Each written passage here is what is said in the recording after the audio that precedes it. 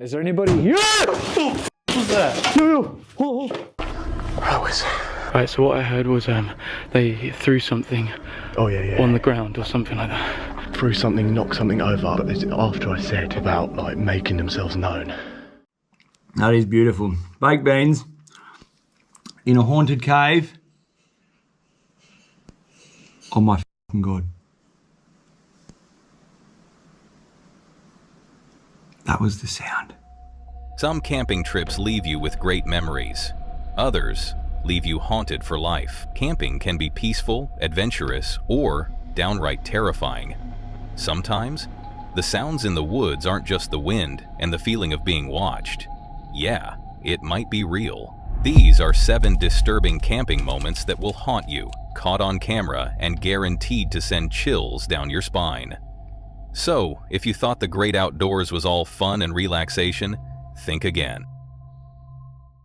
Field Days, a popular YouTuber with 1.74 million subscribers, decides to take on a terrifying challenge, spending a whole night in a haunted cave. The cave has a bad reputation for being a place filled with spooky and unexplained occurrences, and Field Days is both excited and nervous to test whether the rumors are true. From the start, the atmosphere in the cave is heavy, as if something is waiting in the shadows. As he walks deeper, he can feel the silence pressing in on him. His heart races, but he keeps going forward, determined to face whatever comes his way. As the intro begins, Field Days welcomes his viewers with his usual enthusiastic tone, ready to take them on an adventure. "Yay, dogs, welcome back to another video," he says, the excitement in his voice unmistakable. However, there's a hint of tension as he mentions the challenge ahead. "I'm about to spend the night in a haunted cave," he warns, setting the tone for the terrifying journey that lies ahead. What's going on, doggies? Welcome to a solo camping in a haunted cave video. I've just been dropped off on the side of the road, which is probably about 2 k's that way. We are steaming our way through this dry bushland in search of this haunted cave. All right, so the whole entire reason why we're doing this mission today, one of my real good mates who lives just up here, he said to me, he went to visit this cave, he walked into the cave, he reckons that there's a man-made ladder which you can climb down. Despite trying to stay calm, Field Days can't help but feel uneasy. The cave is cold, dark, and full of strange sounds that make him feel like he's not alone. As he explores, every noise seems louder, and every shadow seems to be hiding something. Is there someone else here, he wonders, trying to shake off the eerie feeling that's slowly taking over him.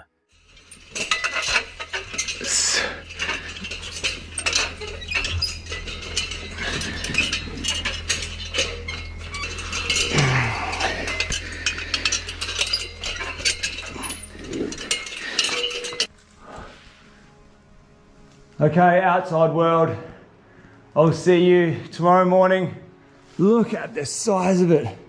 This is just the entrance of the cave here. And then obviously it just goes back into the darkness there. Look at that. There's big cracks which just continue down by the looks of it. Haven't been down there yet, but... Even though he's filming for his viewers, it's obvious he's starting to feel the weight of the stories he's heard about the cave. Further into the cave, Field Days comes across a small hole in the ground, leading to an even darker part of the cave. What's this hole? "Oh my God, what goes down there?" he says, sounding both curious and afraid.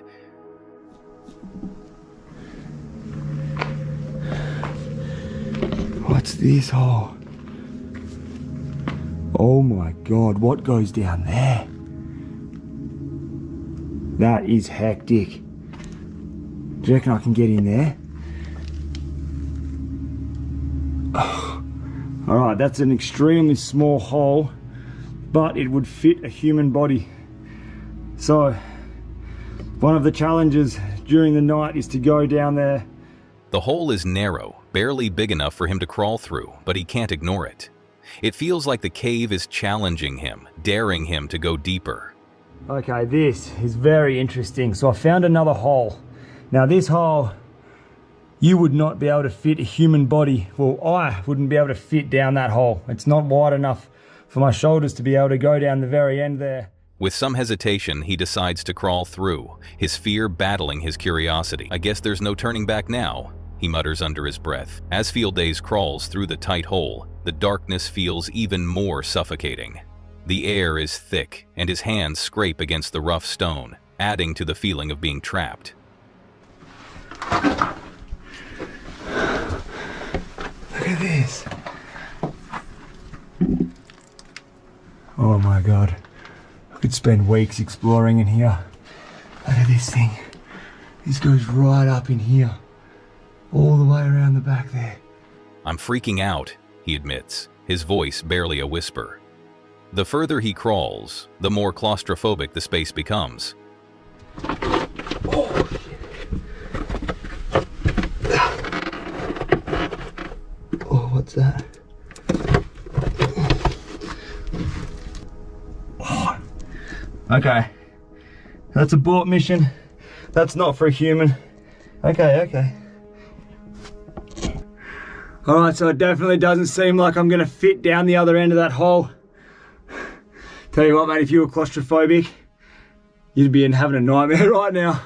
It's pretty hard to breathe. It's very humid. The air's like really thick, humid in here. Every sound, whether it's the scrape of his clothes against the rocks or a slight movement from the shadows, sends his heart racing. Is something following me? He wonders aloud, his mind filled with all the creepy stories he's heard about the cave. After making it through the hole, Field Days finds himself in a darker, colder section of the cave. His breathing quickens as he realizes how deep he's gone. The silence is overwhelming, and it feels like the cave is alive, watching him. I don't feel alone anymore, he whispers, feeling the weight of the silence pressing down on him. The fear has settled in fully, but he pushes forward, determined to finish what he started. His viewers can hear the tension in his voice as he moves deeper into the darkness, his mind racing with the possibilities of what might be lurking just out of sight.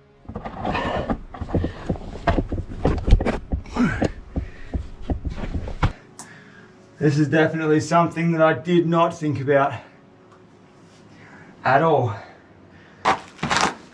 Alright, so there is one thing that I didn't think about when I come into this little camping cave Ghostbuster mission, and it's the mosquitoes. Millions. When I say millions, I'm talking millions of mosquitoes in here. My knuckles are getting smoked, my knees, my legs, everything, every bit of exposed skin is getting punished right now. It's currently 8:36 at night. Two noises which I've heard, which completely, the second noise, I had goosebumps from my head to toes. I'm talking a sound I've never heard before in my entire life.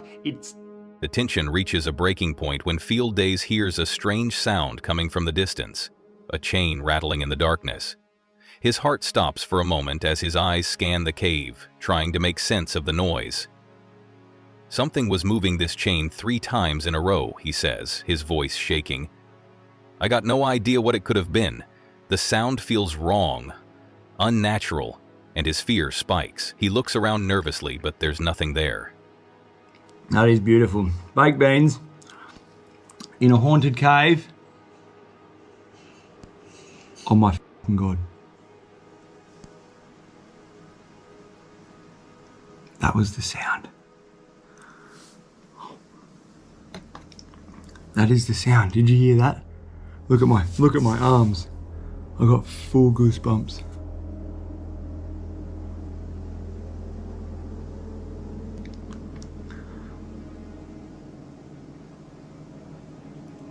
It's the chains moving when I climb down the ladder.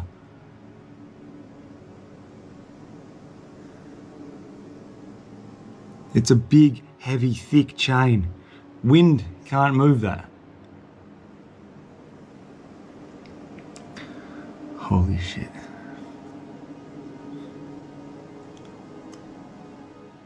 The bats flying around don't seem to be the cause of the noise. He starts backing away from the direction of the sound, but his feet feel glued to the spot. The fear is overwhelming, and he knows he can't leave yet. Something's out there, and he's determined to find out what. That's not normal, dude. Well, I'm freaking out.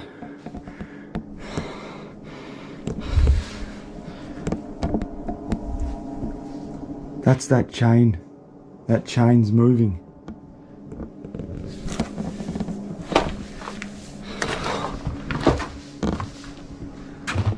As the night drags on, Field Days faces a tough decision. The fear is taking its toll, but leaving the cave would mean giving up on the challenge. I don't want to go. I don't want to leave this cave, he says, his voice full of tension. I want to stay here and do the whole night, but that noise was just scary. The idea of quitting is hard to accept, so he decides to stay. So this is the ladder that was making the sounds. Now you're trying to tell me that this big ladder, something has to move this. So these bats are active. They're everywhere, but they're too small. I don't know. I don't want to go. I don't want to leave this cave. I want to stay here and do the whole night, but that noise was just scary. I might sit up here. I might just chill here. If I quit now, I'm going to be pissed off at myself, he says, trying to push through the fear. His resolve strengthens, but his fear doesn't let up. The cave is testing him, and he's not about to give in. I'm just going to lean up against that wall there, and I'm going to stay close to the entrance of the ladder, because that sound I heard before, it is... Okay, it is up around 2:30 in the morning right now. I've heard that sound again, so the only way I can describe this noise, it's between a cat hissing, and it sounds like human voice. Like, I'm not even joking, it sounds human-like. I can't even make the sound with my mouth. It's an extremely weird sound, and as soon as you hear it, you just get riddled with goosebumps. Like, I'm talking riddled. Finally, the first light of morning breaks through, signaling the end of the night's terror. Field Days is exhausted, but he's made it through the challenge. We made it. The sun's rising, and that's it, he says, a sense of relief in his voice. The terror, the strange noises, and the feeling of being watched are finally over. He's proud of himself for pushing through, and he thanks his viewers for sticking with him through the night. That was a creepy night experience. I'm glad I did it, he says.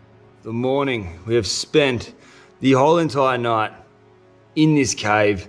Some of the most craziest, most busted ass sounds I've heard in my life. Smiling despite the fear he's just faced. As he leaves the cave, the feeling of victory over his fear lingers, and he knows this adventure will stay with him for a long time. By the end of the video, Field Days has not only survived the haunted cave, but has also shared a powerful experience with his viewers.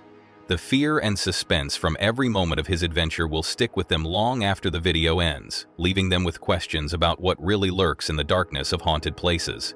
It's a thrilling journey into the unknown, and Field Days' courage to face his fears is the real highlight of the experience. Hike Slam is a channel that explores all aspects of hiking, providing helpful tips, gear advice, and thrilling trail stories. The creator of the channel, Phil, has had incredible hiking experiences over the years, including completing a thru hike of the Appalachian Trail when he was 28.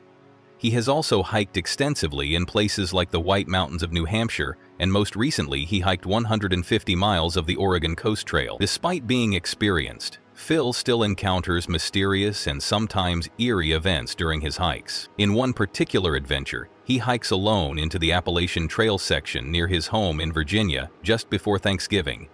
What was supposed to be a peaceful and quiet overnight hike soon turns into a strange and unnerving experience, filled with cryptic writings, dead animals, and odd happenings that leave Phil questioning whether he's being followed by someone in the woods. Hi, Phil here from Hike Slam. Today I'm gonna hike into the woods a little bit here in Virginia and do an overnight. It's the day before Thanksgiving.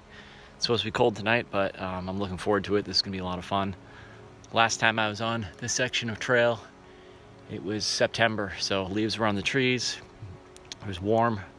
Right now it's really nice. It's probably low 50s, but it'll be colder tonight, so I'll have a fire, have some food, set up my tent, and we'll see what we find. So I'm gonna get going here and yeah, find the camp spot and see if anybody's there. The adventure begins on the day before Thanksgiving when Phil heads out for his hike. He talks about his excitement, mentioning that the weather is expected to be cold, but he's prepared. I'm looking forward to it. This can be a lot of fun, he says, eager to get started. He recalls his last time hiking in this section was back in September, with the weather being warm and the trees full of leaves. Now, in late fall, the cold air adds an eerie edge to the trail. He mentions that he'll set up a fire, have some food, and find a good camping spot. As he walks, Phil is also on the lookout to see if any other hikers are nearby. Little does he know that his night is about to take a dark turn. So the hike's been awesome so far. I mean, I've only been out for about half hour. River behind me, really pretty day. As I was walking up, I saw some trash in the trail, and I came across this. So some Bud Light cans, plastic bat, some writing on some of this garbage. By 3 p.m., the day starts to lose its light. Phil's journey through the woods continues, and he's getting closer to his campsite. The sun begins to dip behind the hills, and soon the forest will be shrouded in darkness. At this point, the tension starts to build. Phil is still making his way to the shelter and campsite, unaware of what awaits him there. As he approaches the site, the strange occurrences begin to unfold. Upon reaching the campsite, Phil discovers a disturbing sight. He finds a dead duck lying on the ground. But that's not all. There's a long note near the dead animal, seemingly placed there recently. The weirdness continues.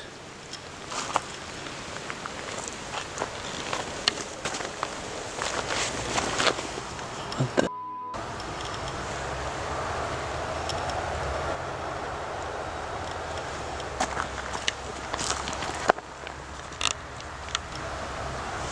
And there's a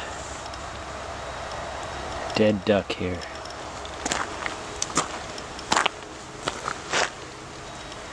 A very long note.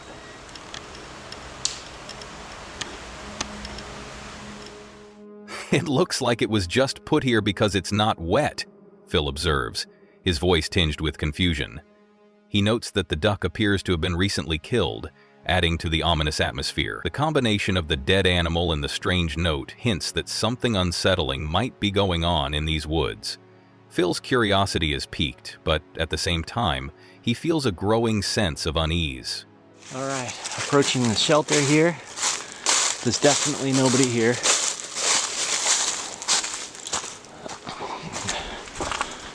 I think there's a knit cap there. Pretty clean. Shelter log. Pretty cool fire area there. It's set up kind of like a fireplace, angled toward the shelter for heat, which is pretty neat. As night falls, Phil sets up his camp and gets comfortable, enjoying the warmth of his fire and the solitude. He mentions that it's the night before Thanksgiving and that he stopped at a convenience store on his way to the trail, making the night feel like an ordinary camping trip. However, the strange events that happened earlier are still on his mind. He tries to push the thoughts aside as he enjoys a moment of peace by the fire, reflecting on the day. It seems like a calm moment, but there's a lingering feeling that something is off in the woods.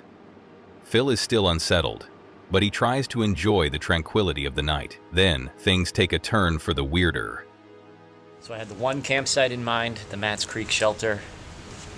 And based on the crazy notes I saw and the dead animals and, I don't know, running into those women on the trail who were scared, I'm glad I made the decision not to camp down there because I would have just been freaked out the whole time. This is only about 2 miles from that other campsite, but it's on the other side of the road. Still on the Appalachian Trail, but far enough away that I feel safe, which is good. Fire's throwing off a good amount of heat right now. It's a nice feeling to have dinner done, dishes done, tent set up with a sleeping bag in it, fire going. So I'm gonna celebrate a little bit of a... As he sits by the fire, Phil notices some cryptic writings that seem to have been left behind on the trail. One of them reads, "Watch out for Yeet Mouse," and another says, "The dead do walk and talk." Like, what the hell is going on? Phil exclaims, bewildered by the strange messages left for him. His mind races as he starts to feel more uncomfortable. What kind of person would leave these odd writings in the woods? The atmosphere around him becomes heavy with a sense of foreboding. Emergency press conference. So I thought it would be a fun little thing to look at the Johns Hollow shelter log. That's where I'm staying, Johns Hollow shelter, and just check out trail names and what people's experiences were on the trail. And it was fun at first. And they have these things that they put in shelters a lot to hang your food bag from, so like mice can't get to it. Look at this one. What do you know? Same handwriting as the one in the book, and that garbage on the trail from that same dude. So it says, watch out for yeet mouse. The dead do walk and talk. With his nerves starting to get the better of him, he decides to retreat to his tent to try and get some rest. In the safety of his tent, Phil tries to settle down, but his mind is still racing. He listens carefully to the sounds around him, hoping to hear something familiar. However, the silence in the woods is broken only by the occasional crackling of the fire. As he lies in his tent, he can't shake the feeling that someone is nearby, watching him. He keeps glancing at the hill behind the shelter, expecting to see the glow of a headlamp coming down the trail. The quiet stillness of the night only adds to the sense of unease. Phil knows he's not alone, but whether it's just the odd feeling of being in the wilderness or something more sinister, he's not sure. As the hours pass, the eerie feeling grows. The strange happenings, from the dead duck to the mysterious writings, continue to haunt Phil. He reflects on his decision to change campsites earlier, wondering if it was the right choice. Suddenly, his fears intensify when he notices something in the distance. A light moving through the woods. At first, he's not sure if it's just his imagination playing tricks on him, but the light doesn't disappear. "I think I saw someone," he says, his voice filled with dread.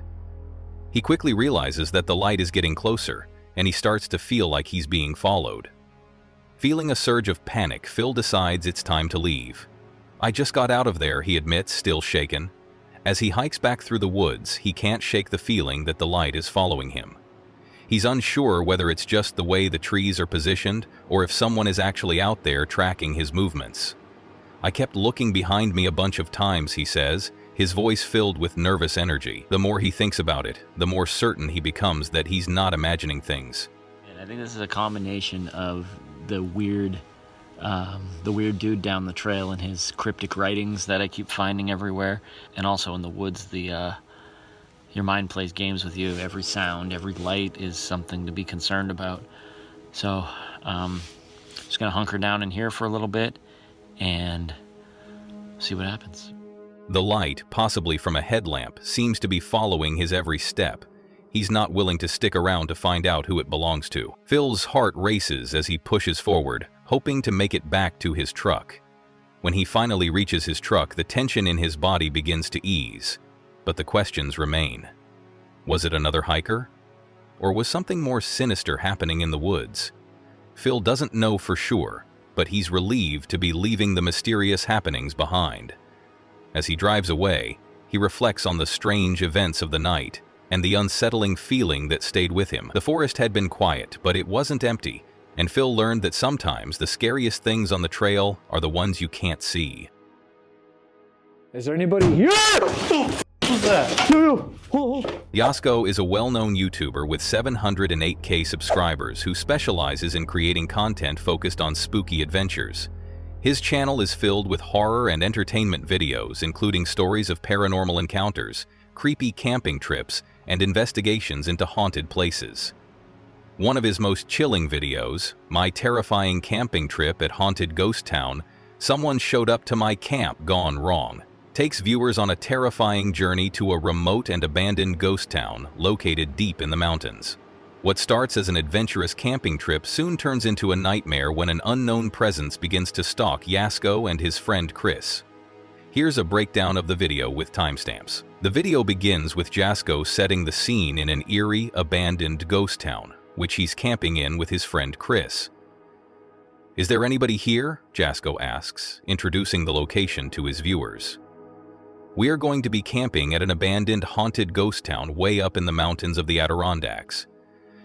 Of an old abandoned cabin, and there are signs that someone's been living here very recently. And I mean, there's clothing. Right? What was that? What was that? What was that? Who's over there? What the hell? Oh! Yo. Oh, yo, Chris, can you come back? Can you come back? Yeah. What was that? Yasko is inside an old cabin, and he notices signs that someone has been living there recently. There's clothing left behind, and as Yasko continues exploring, he hears strange noises that immediately put him on edge. "What was that? What was that? Who's over there?" he says, clearly startled. The tension is palpable as he calls out to Chris, urging him to return. Something is definitely wrong, and they both realize they're not alone. Now, I do want to mention we've actually been to this place in the past. We're going to be sleeping in this cabin right here, and the very last time we were here, people showed up. And I don't know what their intentions were, but they definitely were not good. We actually had to leave in a frenzy in the middle of the night, and it was pretty rough. Unfortunately for us, we just got the notification on our phones that there was a winter storm warning for tonight. We're looking at -degree temperatures, and at the same time, they're saying we're going to get a bunch of snow. So, not something I'm looking forward to. As the video progresses, Jasko shares that he and Chris had visited this ghost town in the past, and things didn't go as planned. "We're going to be sleeping in this cabin right here," Jasko mentions, revealing that the last time they stayed there, they had to leave in the middle of the night. "People showed up, and I don't know what their intentions were, but they definitely weren't good. We actually had to leave in a frenzy, and it was pretty rough." Jasko's recounting of the previous experience gives the audience a deeper sense of unease about the place, as it becomes clear that this isn't just an ordinary camping trip. So Chris had the wonderful idea to split up here a little bit. You sure that's a good idea, pal? I don't know. Usually when I have ideas like that, you're okay with them. Usually it's good. I guess. I don't know, bro. I mean, that was a weird ass sound. Bro, hear me out though. Like, look, Jesus has been here like recently. He wrote his name on the wall. Like, we're gonna be fine. He will protect us. While exploring the cabin, the situation intensifies. Jasko and Chris begin hearing disturbing noises around them. "Shut the __up," Chris yells after hearing a loud, unexplained sound. Jasko's voice is full of fear and discomfort as they continue to explore the abandoned buildings. "There's a building back there," he says. The surroundings are dark and foreboding, and the two friends are visibly shaken by the eerie atmosphere. "You can just feel it," Jasko explains, "like you're being watched. I'm going to switch Spirit Talker on as well."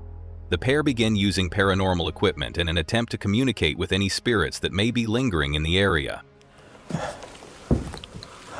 What the hell is this? I don't know, but this It's like an attic or something. this closes from here, dude. Did you see this? Oh, I didn't. Hey, what is this supposed to be then? I don't know. It's the building shaped weird, right? It's like smaller on the bottom, Yeah, it is bigger really... on the top. It's kind of... Oh, there's something on this. What the hell is that? Okay, first and foremost, I'm getting a really bad feeling up here. You said toy. Can you elaborate a little bit on what you meant? Oh, bro, there's crayons up here. Crayola, I mean. In the attic of one of the abandoned buildings, the mood grows even darker. "What is this supposed to be?" Jasko asks, his voice filled with both confusion and concern. The attic appears to be filled with strange items, including crayons, which make Jasko think that the building might have been an old activity center. Maybe this was like an activity center, he muses. But his unease is evident as he says, "I'm getting a really bad feeling up here." The feeling of dread is almost tangible, and the pair are left wondering who or what might have been there before them. The strange objects in the attic seem to be a sign of something far more sinister. Okay, let me grab my flashlight. That doesn't look really accessible. Where's my flashlight? Oh, I just noticed the bike. Okay. There's footsteps. A lot of them, actually. Let's go check this out. Children are here, huh? Well, my name's Jasko. If you'd like to communicate with me, anybody for that matter, please come forward and do so.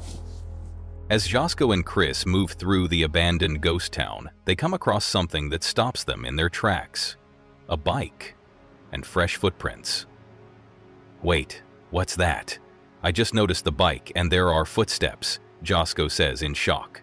His voice quivers with fear as he realizes they might not be alone after all.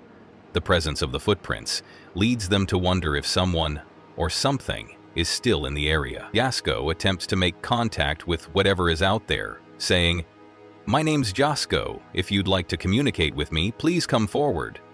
The fear in his voice grows as he waits for a response, but nothing happens until they hear something that gives them both chills. Suddenly, they hear something, a voice that sends them into full panic mode. "How's that?" Yasko asks, his voice trembling. The atmosphere is tense as they continue searching the area, unsure of what they're going to encounter next. The fear of being watched is overwhelming, and the suspense builds as every step feels like it could be their last. "I just heard someone," Yasko says, his voice barely above a whisper. At this point, it's clear that they are in a place that isn't just haunted by ghosts. There's something much more sinister at play. Whoa! Actually, what the f is that? Yeah, we're armed! Chris, slowly, creep. With me, stay with me. Stay with me right now. Oh, fuck. Hold on. Bro. What the f sound? I've never heard anything like that in my life. That was freaky as shit. Evil? Yeah. Can you hold us? Sorry. Okay. Guys, listen. I know this probably isn't as long of a video as I know. The situation becomes even more terrifying when Jasko and Chris hear a strange noise coming from the cabin. "What the hell is that?" Jasko says, clearly on edge. "What is going on? What is that noise?" The sound is unlike anything they've ever heard before. Jasko urges Chris to stay close as they move through the darkened area. "Chris, slowly, stay with me right now," Jasko says, his fear escalating with every strange sound. The noise seems to come from all directions, and the two friends are on high alert. This is no longer just a camping trip. It has become a desperate race for survival. I'll be here. Shit, this is a bad idea. Let's go. It's fine. Oh. Ow. Oh. Ah. Holy shit. Dude, I have never heard these noises in my life. Close the door, close the door. Fuck, you scared me. Sorry. Holy shit. Okay, guys, listen. We're gonna get our sleeping bags and stuff situated. Luckily, we have some fucking great sleeping bags that'll keep us warm in minus 20 degree, minus 30 degree weather. So I'm good. But apart from that... By the end of the video, Jasko is completely shaken by the experience. "I'm not in a good headspace right now. I genuinely feel so violated. This is my vehicle, like my home. Someone," he says, his voice heavy with emotion. The fear from the night is evident as he wraps up the video, apologizing to his viewers. "I appreciate you guys, but I've got to go," he says. The sense of violation and fear is overwhelming, and Jasko's emotional state shows how intense the experience has been. There before we came? No. Okay. Somebody like walked from town and like literally tried breaking into the truck. We are so far. Listen, guys, I'm sorry for calling it quits right now. Listen, I know we could stay there. We already have. We stayed till the morning one of the times we came here. However, that's enough reason to go. We just did a full sweep of the truck. I literally crawled underneath the truck to like make sure there's nothing weird going on. Yasko's terrifying camping trip video is an emotional roller coaster that keeps viewers on the edge of their seats. From the eerie setting of the abandoned ghost town to the chilling noises and eerie presence that seem to follow them, the suspense never lets up. Through his authentic reactions and gripping storytelling, Yasko offers a haunting glimpse into the unknown. His vulnerability and fear are palpable, making the experience feel raw and real. It's a must-watch for anyone who enjoys thrilling adventures and a little bit of horror mixed with real-life fear. Moxley's Paranormal World is a YouTube channel dedicated to the exploration of haunted, abandoned places throughout the UK. With 70.4K subscribers and 208 videos, it has become a go-to platform for fans of paranormal exploration. The channel takes its viewers to eerie locations such as haunted houses, asylums, and old hospitals, diving into some of the most notorious and creepy spots. The experiences shared are chilling, and if you're into ghost hunting or just enjoy a good spooky adventure, Moxley's Paranormal World will have you hooked. In one of the most recent explorations, Moxley starts the investigation in an ominous location, claiming the area has a dark history tied to a local legend. This is where it's supposedly said that there was a lad that come here to sell his soul to the devil to be able to transform into a werewolf. And the devil actually appeared in front of him and granted him that wish. Later on that same night, it said that he called his friend and said he doesn't want this no more. And the phone line died, right? This is where it's supposedly said that there was a lad who came here to sell his soul to the devil to be able to transform into a werewolf, Moxley explains.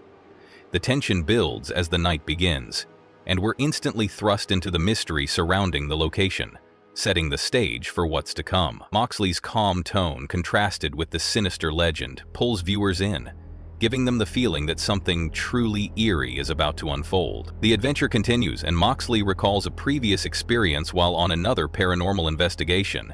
If you've seen Ghost Entrance live, you'd have seen the palaver we had there.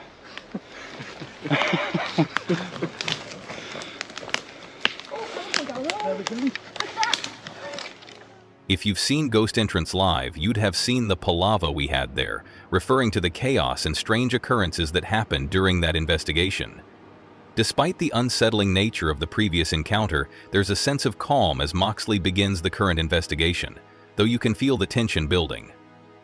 The unease of being in an unknown, possibly haunted place is evident in the way Moxley speaks, making us feel like we're right there with him. As the night goes on, the atmosphere becomes increasingly strange. Definitely a weird feeling out here, isn't there? It's weird out there, Moxley states, as the group ventures further into the abandoned area. His voice carries an eerie edge, and we begin to feel the strange presence he's describing. There's something unsettling about the place, but it's difficult to pinpoint exactly what. The air seems to hum with energy, as if it's filled with ghosts and spirits from another time. The team continues to press on, but the bizarre feeling of being watched is palpable. Suddenly, the team experiences a more intense encounter. Moxley pulls out a spirit box in an attempt to communicate with any spirits that might be present. "Hello?" he calls into the darkness. The moment he speaks, the group hears an eerie sound, almost like a whisper, which sets the tone for the rest of the investigation. Literally, we're just going to try and find a spot where we can stand. We're just going to try and find the spot where we can stand. Maybe do an EVP, spirit talker. Let's see what we can pick up on. But just being out here, guys, honestly, you can... Maybe do an EVP session, Moxley says. His voice shakes slightly, the quietness around him amplifying the tension. As he turns on the spirit box, there's an immediate shift in the atmosphere. The feeling of being watched becomes even stronger. The investigation gets even more intense as the team picks up an unsettling response from the spirit box. There's something here. If I count to 3, on the count of 3, will you light them lights up for me? 1, 2, Alice, 3. Wow. On the count of 3, will you write them right for me? Moxley asks, trying to communicate with the unseen entity. Oh, look at that. Oh, Paul. 6.7 that went up to. Brilliant. When did that last happen? At the asylum. At the asylum. Over there as well. When the meter spikes to 6.7, the team realizes that something extraordinary is happening. When did that last happen with the asylum? Moxley asks, referencing a similar occurrence from another investigation. The spike in energy is hard to ignore, and everyone in the group can feel the electricity in the air, building the suspense for what might happen next. As the night drags on, the atmosphere becomes increasingly unsettling. Moxley continues to ask questions, but it's clear that the spirits are not playing nice.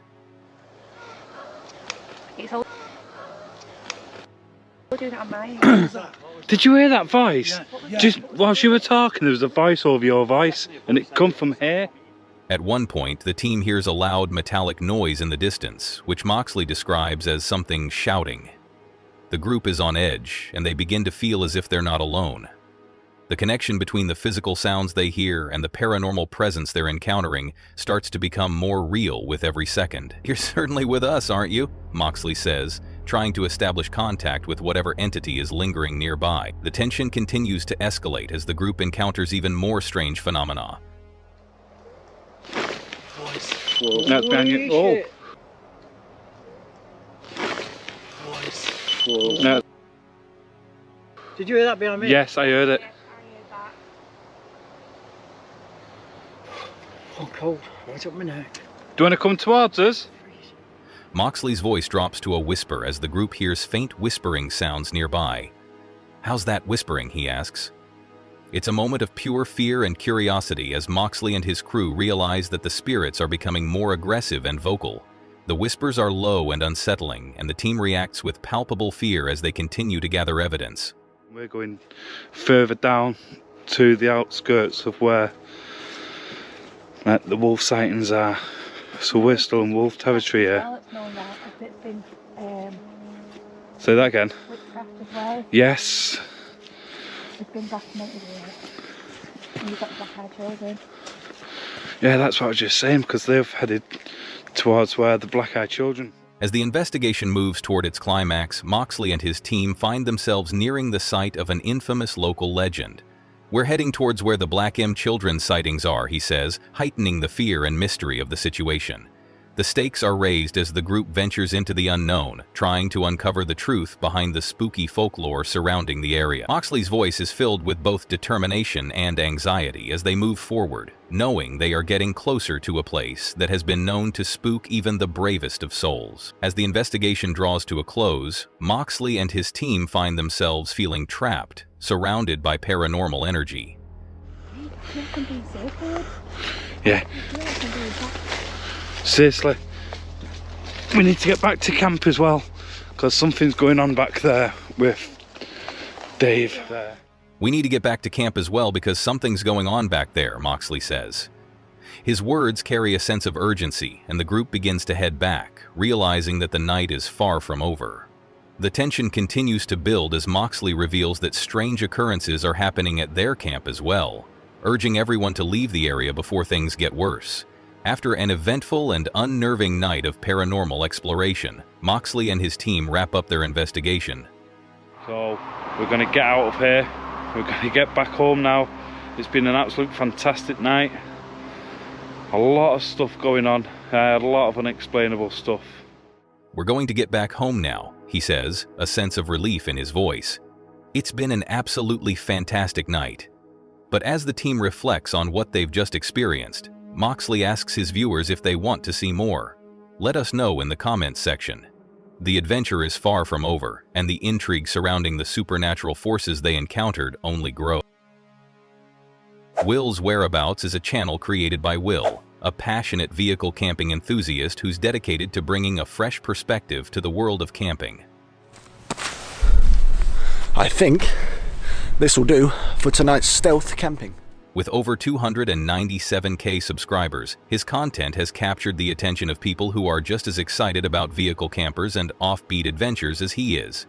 After traveling the world for 5 years, Will discovered a deep love for vehicle camping, something he never thought he'd get into. His first real foray into this world was turning his dad's old Ford Galaxy into a small camper, and from there things took off. The pandemic gave him the opportunity to up the ante, and he converted a Fiat Ducato into a fully functional camper van, affectionately known as Mary. Since then, Will has been living his best life on the road, capturing his experiences, and sharing his love for vehicle camping with his growing community of followers.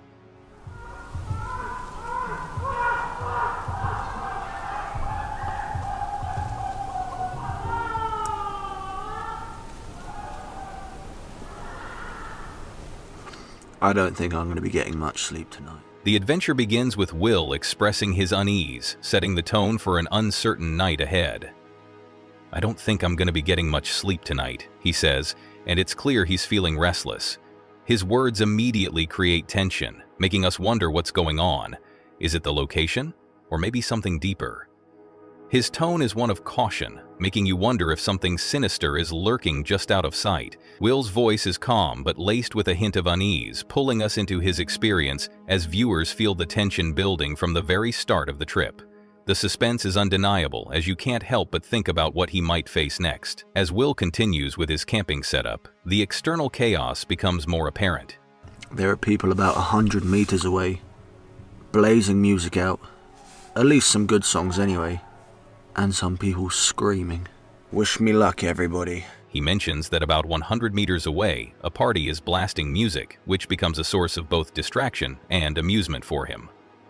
At least some good songs, he says, trying to make light of the situation. but it's clear that the noise is getting under his skin. The music is loud and the surrounding environment is filled with people screaming and carrying on, creating a stark contrast to Will's peaceful camping retreat. His voice carries a slight humor as he adds, "Wish me luck."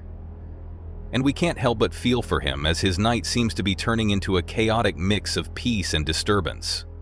Will's ability to remain lighthearted in such a situation shows his resilience, but there's an underlying tension that you can't ignore. Then, something begins to shift in the atmosphere. As Will decides to check out his surroundings, the loud party noises begin to fade away, and peace begins to settle in. The first rays of sunlight begin to break through the horizon, casting a calm light on his camp. The view outside is much different from the chaotic scene of the previous night. Let's have a look what the outside world looks like.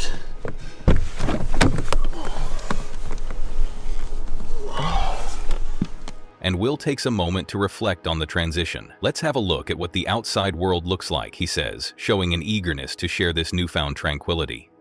With the quiet, empty car park now visible, Will mentions how refreshing it is to not hear the traffic from the main road. There's a sense of serenity that fills the air, and it almost feels like the calm after the storm. As he sets up his drone, Will's excitement builds as he gets ready to show viewers exactly where he stayed, giving them a bird's-eye view of his temporary home. The imagery of the sun rising and the peace that now surrounds him makes for a beautiful and calming shift in the video. However, there's still a bit of discomfort as Will mentions the chill in the air. It wasn't unbearable, but the cold is noticeable. I couldn't hear the main road, which was great. Did get a bit cold, but it wasn't too bad, especially this morning when I put my heater on. He explains that putting his heater on during the night was a game changer, making it easier to handle the low temperatures. Will's voice softens as he reflects on the moment, expressing gratitude for the small comfort of warmth. This detail gives us a glimpse into his experience. Nothing too dramatic, but it emphasizes the importance of these small comforts during outdoor adventures. The peaceful morning continues as Will shares his routine, which is exactly what you'd expect from a seasoned camper. He embraces the calmness, yet the slight chill in the air reminds viewers of the unpredictability of life on the road. Will shares a funny moment that brings a bit of humor into the story. So guys, I accidentally switched my camera over to slow motion mode, which means that I lost all of the sound on the remaining clips, but I ended up leaving the car park relatively early because it gets really busy after 9 o'clock, so I wanted to head on out of there. He admits that he accidentally switched his camera to slow major mode, which caused the loss of all the sound in the remaining clips. His reaction is one of lighthearted frustration, laughing it off and explaining the technical mistake to his viewers. It's clear that Will doesn't take himself too seriously, which only adds to his charm. Instead of letting the mishap frustrate him, he rolls with it, showing his ability to adapt and move forward. His honesty and humor make his content feel real and relatable, and viewers appreciate his transparency. In this video, Will gives viewers an inside look into his stealth camping adventure. He starts off uncertain, sharing his unease about not getting much sleep, and quickly shifts from chaos to peace as the day transitions from night to morning. Through his experiences, we feel both the tension and relief that comes with spending time in unpredictable environments. The mix of lighthearted humor, technical mishaps, and quiet moments of reflection make this video not just about camping, but about the genuine experience of living on the road. Will's ability to share the highs and lows of his journey makes him a relatable figure for anyone who has ever camped or spent time in nature, and his love for the open road is evident in every frame. His channel is a go-to for anyone who wants to explore vehicle camping through the eyes of someone who truly, despite the minor setback, Will continues with his adventure, wrapping up his camping mission. He notes how the car park would soon become crowded and explains that he prefers to leave early to avoid the rush. The quiet morning, which he had been enjoying, was soon going to be replaced with busy visitors. Will's decision to leave early comes with a sense of finality, but there's also a hint of reluctance as he moves on from the calm. He reflects on the stealth camping mission, grateful for the experience, and thanks his viewers for joining him on the journey. In his closing remarks, Will expresses his appreciation for the channel members who support his content, making sure to acknowledge their importance in helping him continue to create videos. He gives a heartfelt thank you to his audience, inviting others to join the channel's membership program, and encouraging his viewers to like and subscribe for future videos. As the video wraps up, the music fades and Will signs off, leaving his viewers with a sense of anticipation for the next adventure. The Haunted Cave. Joe Weller, a popular YouTuber known for his adventurous explorations, was gearing up for another dangerous journey. His usual curiosity and thrill-seeking nature led him and his friend Elliot to an eerie, abandoned location. As they ventured further into the unknown, the suspense and excitement were palpable. The camera, handed over to Joe by Malfoy, would document what might be one of their creepiest explorations yet. What they didn't know was that they were about to uncover something far more unsettling than they could have imagined. Little did they know, every step forward would take them deeper into the unknown.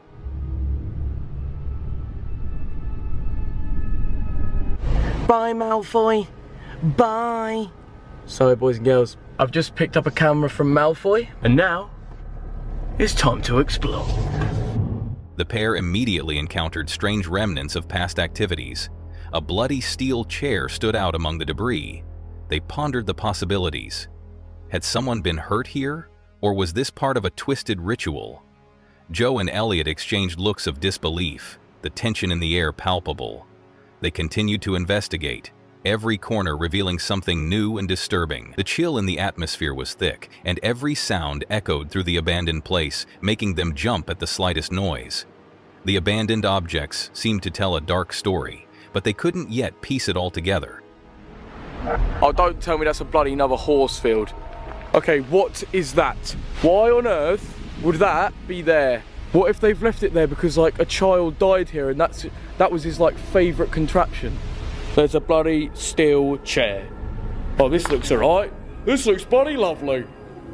Someone's had a little Extreme Rules match. As the duo moved through the eerie building, Joe's curiosity led him to question the oddities they were finding. The lights inside the building were strange, flickering, almost like they were positioned in a way that didn't make sense. They soon realized there was more to this place than just neglect. As they entered another room, the discovery of a bizarrely placed horse field stood before them. Joe couldn't understand why or how something so out of place could be in the middle of an abandoned building. What is that? He wondered aloud. The tension was growing with every new mystery they uncovered. And then it's been burnt down. Pretty much, we've come to somewhere that's been demolished and there's nothing here. Right, so basically, we've been to 2 places now tonight and both of them seem to be just demolished. So we've decided what we're gonna do is do a bit more research, find somewhere that we're certain is still about, and yeah, just go another day. Yeah. Right, so boys and girls, it is now day 2. And we've done a little bit of research and we found that there is an abandoned care home 20 miles away from where we live, so 33 minutes drive. Boys and girls, we have arrived on location. We have to travel down this little passage, right? Looks alright, you know, nice and visible. Be careful of the nail there. What nail? There. That's deadly. Right, 1 sec. Be careful of the nail, as I said. I'm okay. Coming through. Oh, the bloody sprinkles. What the f***'s that then? It's because we bent it too much. Oh my god. That just landed on my scalp. Full on door has just attacked us. Right. Why is there loads of broken tiles? Point it over there, is that it? Oh my god, mate. No, I don't know about that. They continued to explore deeper into the building. That's deadly. Right, 1 sec. Careful of the nail. Which was clearly in a state of ruin. Elliot noticed something strange. Somebody's soaping in here. Look, you can get through there. There's actually a bloody teapot. Like, let me get a zoom on that. An old teapot left on a shelf, collecting dust. Joe zoomed in, examining the item closely. This teapot wasn't just some random object. It hinted that this place had once been used for something else entirely. Then it clicked. So this was a care home. So people have definitely died in here. This had been a care home. People have definitely died here, Joe said with a shiver. The realization that this place had witnessed death made the hairs on the back of their necks stand up. Every step forward felt heavier, as they started to understand just how sinister this place really was. Oh my god. Somebody's soaping in here. Look, you can get through there. There's actually a bloody teapot. Like, let me get a zoom on that. So this was a care home. So people have definitely died in here. Oh, 100%. Why is that all laid out like that then? Are these nappies? What the hell? The atmosphere grew even more unsettling as they moved through the building. The silence was only interrupted by the faint sounds of creaking floorboards and distant, unexplained noises. Suddenly, Elliot paused. He heard something too, a faint noise like something moving in the dark. Did you hear that? What was that? I heard that, did you? Yeah. He asked Joe, his voice low with unease. Joe, equally startled, nodded. They stood there for a moment, straining their ears, but the sound didn't repeat. The tension in the air thickened as they realized they might not be alone. I don't know. Hey, what's in there? There's a bog in there. Nah, bro. Should we go in? Yeah, That's it. Right. To anybody occupying this building, we just want to make some friends. Hello?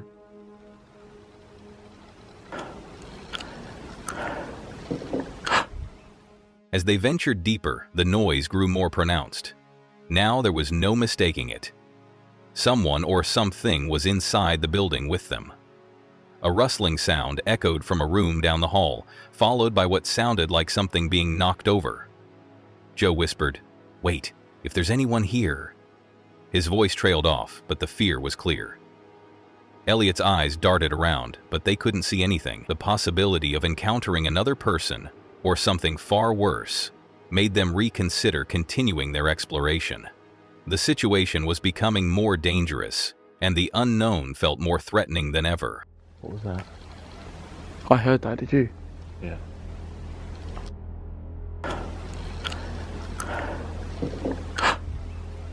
Okay, can we back off a little bit, mate? Like, one sec. Bro, I'm telling you, there's people in there.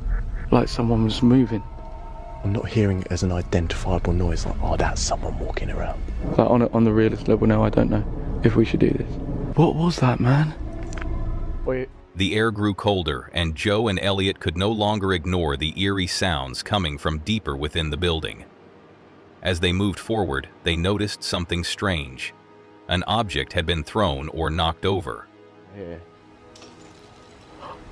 Oh god. Fully, man. That was a legit noise. Mate, they like threw something. It was as if something was making itself known, but in the most terrifying way possible. Joe's voice trembled as he said, "I thought I heard something. Oh my God, I heard something being thrown." The unease between them grew stronger as they realized that they were not just exploring an abandoned building. They were walking through something far more sinister. Right, so what I heard was they threw something on the ground or something like that. Threw something, knocked something over, but it's after I said about like making themselves known. By this point, the fear had reached its peak. Joe and Elliot had seen enough. The strange noises, You're here. Oh god. I'm fully, man. Off. the unsettling discoveries, and the growing feeling of being watched made it clear it was time to go. They had explored the building far enough, and their instincts were telling them it was no longer safe to stay. Joe spoke with a sense of finality. "We should have just risked it all, but at the end of the day, getting out, it gets to a point where it's just not worth it." The decision was made. They needed to leave before things got any worse. With their hearts racing, Joe and Elliot made their way to the exit. Despite the intense fear they had experienced, they knew they had to share their journey with their viewers. "It'd be sick if you can leave a like rating, subscribe if you're new, and check out little boy Ellie for more," Joe said, trying to lighten the mood. "Catch you in the next one."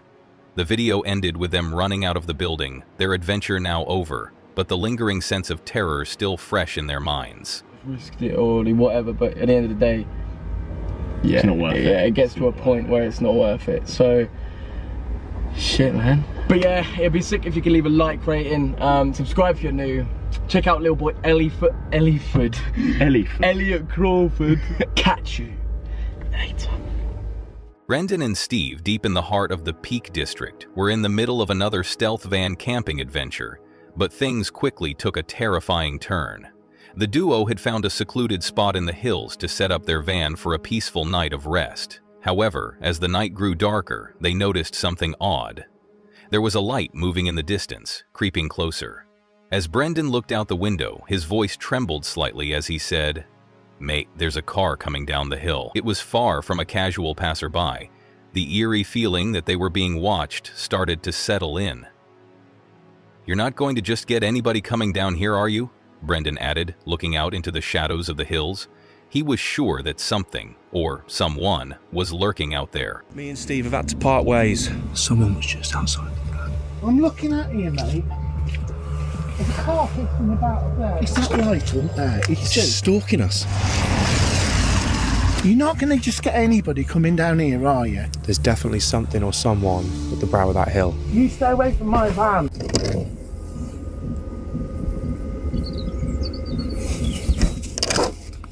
The strange light and the unsettling feeling only grew stronger as the night wore on.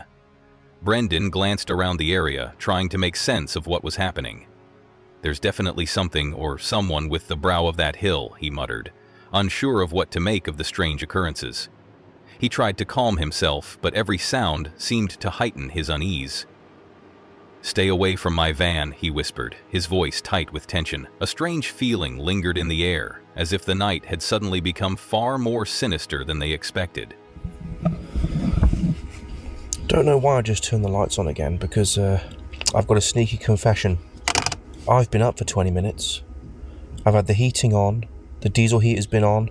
It is now 19 degrees inside this van. When I woke up 20 minutes ago, it was 1.5 degrees. As the sounds of the night grew more unsettling, they noticed a car driving back and forth near their van. They were by the van, Brendan said, his concern growing. "I don't know what he's doing up there, but it's worrying me a little bit." The situation was getting weirder by the minute, and both Brendan and Steve were starting to feel like they were being stalked. They watched the car pass by, unsure of what the driver's intentions were. Brendan's voice was shaky as he said, "What time is it? Stay away from my van." Me a little bit. Yeah, hang on. I've got something to say. What time is it? You stay away from my van. Honestly, when I heard that car go past.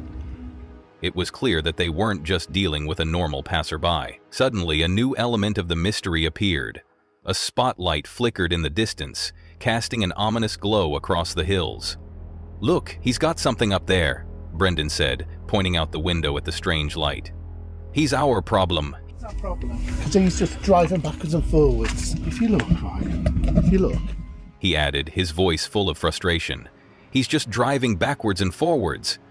Every passing moment felt more intense as they realized they were no longer alone. "Look at the top of the hill," Steve said, his voice filled with awe and fear. "There's something there." The glow from the light only added to the growing tension, and Brendan's nerves were getting the better of him. "That scared the living daylights out of me," he admitted, unable to shake the feeling that they were being hunted. Someone was just outside the van. Oh. You alright, mate? Yeah. And there's a car. Did you have it as well? Yeah. Like a. Yeah. Well, I'm looking at you, mate. There's a car hitting about up there. It must have been.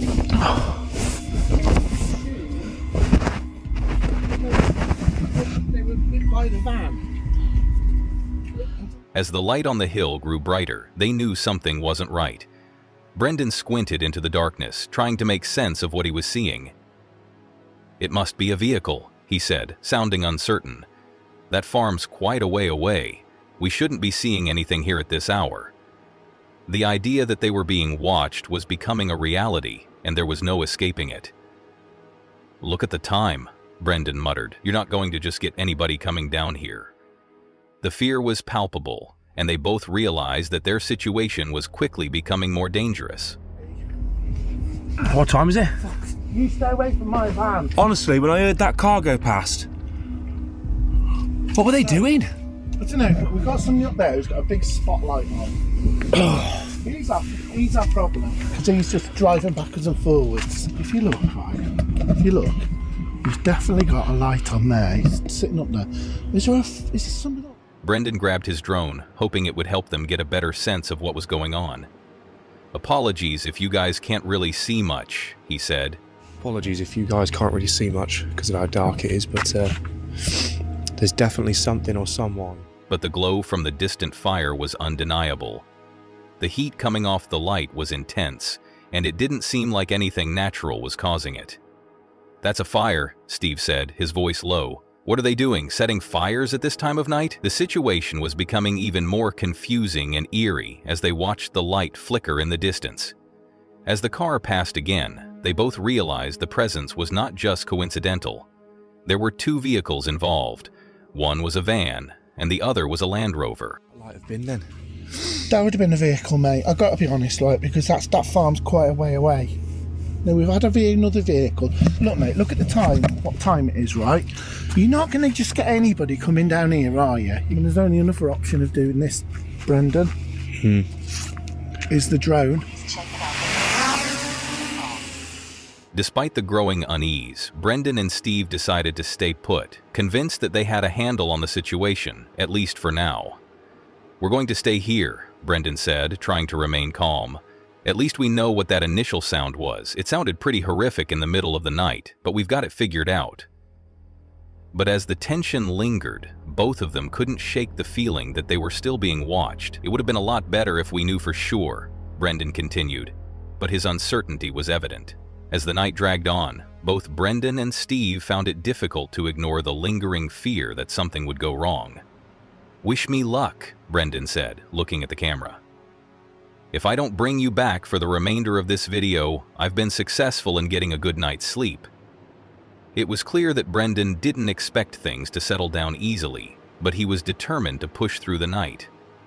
"Fingers crossed I get some kip," he added, hoping for some rest despite the unsettling events that had already taken place. The night was far from over, and they both knew that they would be on edge until the morning. I can't really see much because of how dark it is, but there's definitely something or someone at the brow of that hill. Look with your naked eye at the top of that hill. Yeah.